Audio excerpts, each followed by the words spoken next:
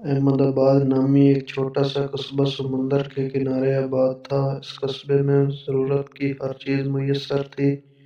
وہاں کے رہنے والے بہت ملنسار اور ایک دوسرے کے دکھ درد میں شریک ہوتے تھے۔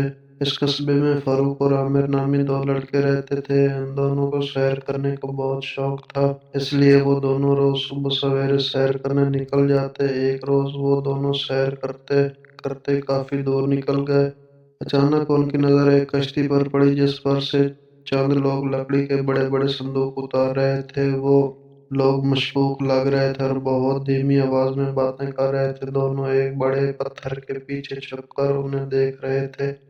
اچانک ان دونوں کو اپنے پیچھے قدموں کی آہٹ سنائی دی۔ دونوں نے پیچھے مڑ کر دیکھا تو ان کے دل دھک سے رہ گئے۔ ایک آدمی ان پر پستول تانے کھڑا تھا۔ دونوں یہاں کیا کر رہے ہو؟ اس نے ایک رخت آواز میں سوال کیا۔ جواب نہ ملنے پر وہ آدمی انہیں اپنے ساتھیوں کے پاس لے گیا۔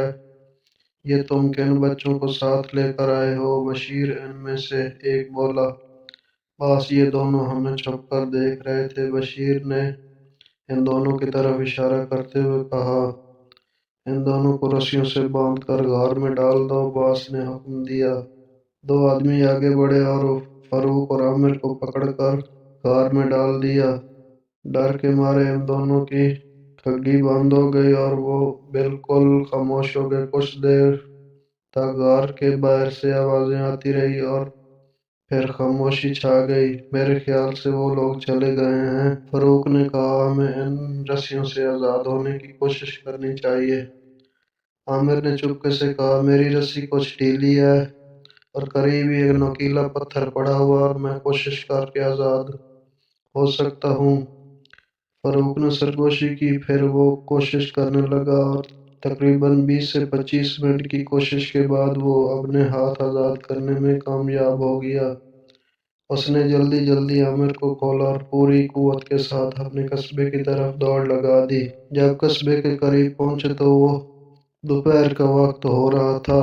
وہ سیدھا پولیس اسٹیشن گئے اور وہاں موجود انسپکٹر جمال کو ساری بات بتا دی۔ انسپکٹر جمال اپنے سپاہیوں کو لے کر فوراً روانہ ہو گئے۔ جب انہوں نے غار پر چھاپا مارا تو اندر سے 10 صندوق برآمد ہوئے۔